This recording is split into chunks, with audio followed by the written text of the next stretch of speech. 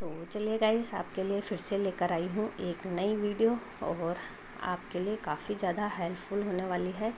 पर आजकल बारिश इतनी ज़्यादा है ना कि खेतों घर में सब जगह काम बहुत ज़्यादा बढ़ गया है। और खेत में तो अगर पानी इसी तरीके का रहेगा तो हमारे लिए बहुत ज़्यादा परेशानी हो जाएगी। तो गाइस, आप वीडियो पर पूरी तरीके से बने रहिएगा ताकि वीडियो आपसे थोड़ी सी भी स्किप ना हो। हे एवरीवन, गुड मॉर्निंग, नमस्ते, राधे राधे। कैसे हैं आप सभी? आई होप आप सब अच्छे होंगे, स्वस्थ होंगे, मस्त होंगे और मैं भी अच्छी हूँ। आशा करती हूँ कि आप अपना और अपनी फैमिली का ध्यान रख रहे होंगे। तो चलिए गाइस, आज की वीडियो स्टार्ट करते हैं। तो आज की जो वीडियो है वो सुबह मॉर्निंग 7 बजे से स्टार्ट कर रही हूँ क्योंकि बारिश इतनी हो रही ना, बाहर जा नहीं पा रहे हैं। और जो भी काम है सुबह मॉर्निंग का, पहले मैंने सोचा उन्हें ब्रेकफास्ट का जो काम है उसको निपटा देती हूँ, तब जाके बाहर का काम करूँगी। और फिर देखते हैं जैसे जैसे काम होगा, क्योंकि बरसात होने से पूरा घर का काम का रूटीन पूरा ही बदल गया है। तो चलिए गाइस, फटाफट से पहले ब्रेकफास्ट करवा देते हैं सबको। तो सबसे पहले मैं ध्रुव के लिए ब्रेकफास्ट रेडी कर दूँगी क्योंकि उसे प्याज के पराठे खाने थे। क्योंकि मैंने जो सब्ज़ी बनाई थी लौकी की, बच्चे नखरे करते ना कि मुझे ये सब्ज़ी नहीं खानी, वो सब्ज़ी नहीं, तो बस लौकी की सब्ज़ी बनाई थी तो बच्चे बिल्कुल नहीं खाते। तो उसके लिए पहले मैंने सोचा पराठे बना देती हूँ प्याज वाले और उसके बाद रोटी बनाऊँगी मैं। क्योंकि अब बारिश इतनी हो रही है कि रावत जी की भी जो ड्यूटियाँ हैं वो आजकल बिल्कुल नहीं आ रही है। और जो ड्यूटियाँ हैं दिल्ली की आएंगी तो बस वही ड्यूटी करेंगे, क्योंकि पहाड़ की तरफ इतनी बारिश हो रही है, सड़कें टूटी हुई है, जाम लगा हुआ है, रास्ते बंद हो गए हैं। तो बस इस वजह से पहाड़ की तरफ की जो ड्यूटियाँ हैं वो सब बंद हैं। तो बस दिल्ली की जो ड्यूटी आएगी वही करेंगे। तो चलिए, यहाँ पे मैंने ध्रुव के लिए पराठे बना दिए थे और सबके लिए सिंपल रोटी भी बना दी है मैंने और सबको ब्रेकफास्ट भी करवा दिया है। और बारिश इतनी होने से किसी का भी काम नहीं हो रहा है, ना रावत जी बाहर जा सक रहे हैं और ना मम्मी अपने काम पे जा सक रही है। तो बस सब अपने अपने रूम में चले गए हैं और मैं ब्रेकफास्ट करूँगी, क्योंकि मैं आराम से ही करती हूँ। पहले अपने किचन को थोड़ा सा साफ़ कर लूँगी, क्योंकि जैसे ही मैं ब्रेकफास्ट करती हूँ ना उसके बाद इतना सारा काम देख के मुझे ऐसा लगता है कि मैंने पहले ही क्यों नहीं कर दिया होगा। तो इसलिए मैंने सोचा पहले ब्रेकफास्ट करने से पहले रोटियाँ जब तक गर्म है मेरी, तो पहले काउंटर टॉप को अच्छे से साफ़ कर लेती हूँ। क्योंकि काउंटर टॉप में जितना भी आटा गिरा होता है ना, उसको मैं मतलब ऐसे नहीं फेंकती, इधर उधर नहीं डालती हूँ। क्योंकि अन्न हमें बड़ी मुश्किल से मिलता है, इसलिए हमें अन्न की कदर करनी चाहिए। तो बस जो भी आटा काउंटर टॉप में रहता है, गैस में गिरा रहता है, उसको मैं पहले उठा लेती हूँ और गाय के पिंडे में डाल देती हूँ और तब जाके गैस की अच्छे से क्लीनिंग कर लेती हूँ। तो बस यहाँ पे आटे को उठा के पिंडे में डाला है, गाय के लिए गाय के बर्तन में डाला है और उसके बाद अपने काउंटर टॉप को अच्छे से साफ़ कर दिया है तो थोड़ा बहुत। और उसके बाद सीधा मैंने ब्रेकफास्ट किया और ब्रेकफास्ट के बाद ही मैंने किचन में पहले साफ़ सफाई करी और उसके बाद मैंने पहले बाहर के काम किए। क्योंकि बाहर के काम इसलिए पहले करने पड़े क्योंकि बारिश इतनी हो रही है ना, आप देख सकते हो खेत में भी पूरा पानी पानी भर गया है। बारिश सुबह से हो रही है और 3-4 दिन से लगातार चल रही है। इतनी बारिश हो रही है कि खेतों में पानी पानी हो गया है और बारिश बिल्कुल नहीं रुक रही है, कभी कम हो रही है तो कभी ज़्यादा हो जा रही है। तो बस इसलिए मैंने सोचा पहले बाहर जाके गाय का काम कर लेती हूँ। क्योंकि जब हमने गाय रखी है, गौ माता रखी है, तो उसके पीछे भी हमें काम करना पड़ता है। उसको घास पानी देना, गोबर साफ़ करना और कुट्टी उट्टी देना, चारा वारा। तो बस इसलिए पहले गौशाले में आई हूँ और फटाफट से पहले मैंने गाय को जो सुबह की रोटी बनाई थी वो दे दी है और उसके बाद गोबर अच्छे से साफ़ किया। गौशाले में गोबर होता है तो फिर चलने में दिक्कत होती है, तो इसलिए गौशाले में गोबर साफ़ किया है। उसके बाद गोबर फेंकने गई थी तो बारिश हो रही है तो भीग गए थे, कपड़े भी भीग गए थे। तो बस मैंने सोचा छतरी लेके थोड़ा आपको बाहर का व्यू दिखा देती हूँ। तो आप देख सकते हैं कि बाहर कितनी बारिश हो रही है, पानी पूरा खेतों में भरा हुआ है। और ऐसे ही बारिश होती रहेगी ना 2-4 दिन तो हम लोगों के लिए बहुत ही ज़्यादा दिक्कत हो जाएगी। तो आप देख सकते हैं जो नहर है ना हमारे इधर की, वो भी काफ़ी, देखो नाला जो है वो भी बहुत ज़्यादा भर गया है। इतना पानी हो गया कि आगे से मतलब पुलियों के ऊपर से होते हुए चले जा रहा है। तो यहाँ पे जो हमारी क्यारियाँ हैं वो भी ख़राब हो गई हैं। जितनी भी फसल हमने लगाई थी क्यारियों में वो भी ख़राब होने लगी है। तो इतनी बारिश में बहुत ही ज़्यादा दिक्कत हो रही है। तो चलिए गाइस, बाहर का काम निपटा के मैं नहा धो के भी आ गई थी और बाल मुझे धोने नहीं थे, इसलिए मैंने सोचा पहले नहा धो लेती हूँ, उसके बाद अपने सारे काम करूँगी। तो चलिए फटाफट से पहले अपने बालों को बना लेती हूँ, क्योंकि बाल ना बार बार गीले होके उलझते जा रहे हैं। तो बस इसलिए पहले बालों को कॉम्ब कर लिया है अच्छे से और एक पोनी टेल बना दूँगी और उसके बाद अपने कामों को शुरू कर लूँगी। जैसे कि मैंने आपको कहा कि बारिश का मौसम हो रहा है और काम का रूटीन बिल्कुल पूरा ही चेंज हो गया है घर का, क्योंकि बारिश इतनी ज़्यादा है कि पहले बाहर के काम निपटाने पड़ रहे हैं, क्योंकि अगर बारिश और ज़्यादा तेज़ होगी ना तो बाहर के काम करने मुश्किल हो जाते हैं। तो इसलिए गाँव में सबसे पहले जब बारिश या धूप तेज़ होती है तो हम लोग पहले बाहर के काम निपटाते हैं, उसके बाद ही घर के काम होते हैं। तो बस बाहर का काम निपटा दिया है। पहले ब्रेकफास्ट करके चली गई थी मैं किचन को क्लीन करके, उसके बाद बाहर के काम करके आ गई हूँ। फिर नहा भी गई थी क्योंकि भीग गई थी, तो इसलिए मैंने सोचा नहा धो लेती हूँ। और नहाने के बाद आके अपने बालों को अच्छे से कॉम्ब किया और अपने कामों पर लग गई हूँ।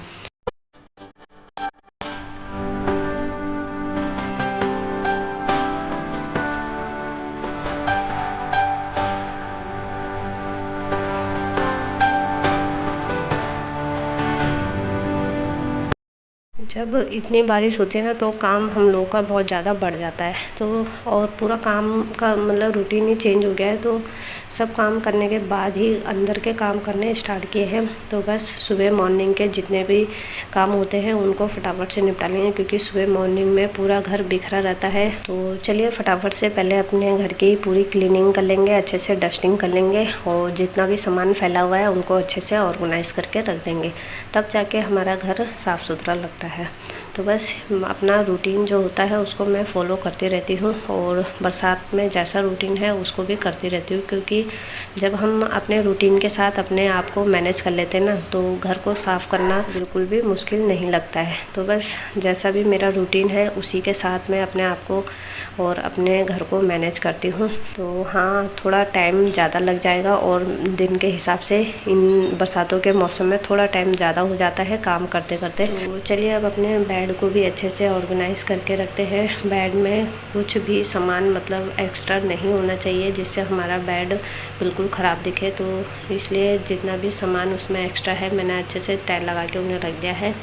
और काफ़ी दिन से ये जो बेडशीट थी उसे चेंज करने की सोच रही थी, पर बारिश इतनी थी कि जिस वजह से चेंज ही नहीं कर पा रही थी, क्योंकि अगर इसे धोऊंगी तो गीले कपड़े में ज़्यादा दिन तक स्मेल आने लगती है। तो बस पहली वाली जो इससे पहले की चादर थी वो भी मैंने ये बरसातों में धोई है, तो वो भी अभी 3-4 दिन से सूखी नहीं है, अभी ऊपर वाले रूम में छत में ही डाली हुई है। तो बस इसलिए मैंने सोचा थोड़ी सी भी जैसी धूप आती है तब ये चादर निकाल के धोऊंगी, नहीं तो अभी फ़िलहाल मैंने उसे बिछा दिया है फिर से। तो चलिए यहाँ पे बेड भी मेरा अच्छे से ऑर्गेनाइज हो गया है। उसके बाद जो मेरी क्लीनिंग डस्टिंग का काम रह गया है उसे कंप्लीट कर लूँगी।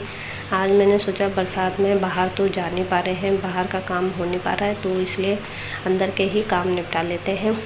तो यहाँ पे जो हमारी पर्दे वाली रोड होती है ना उसमें भी हम मतलब ध्यान नहीं देते हैं, तो उसमें भी काफ़ी धूल सी लग जाती है। तो इसलिए मैंने सोचा इन रोडों को जो पर्दों वाली रोड होती है इनको भी अच्छे से साफ़ कर देती हूँ। बीच बीच में हमको ऐसी क्लीनिंग डस्टिंग करनी चाहिए जिससे हमारा घर बिल्कुल साफ़ सुथरा दिखे, क्योंकि ये वाली क्लीनिंग डस्टिंग हमें दिखाई तो नहीं देती है, पर जब हम इन पे गौर करते हैं, ध्यान देते हैं, तब जाके हमें पता चलता है कि ये वाली जगह हमारी रह गई थी साफ़ सफाई करने के लिए, डस्टिंग करने के लिए।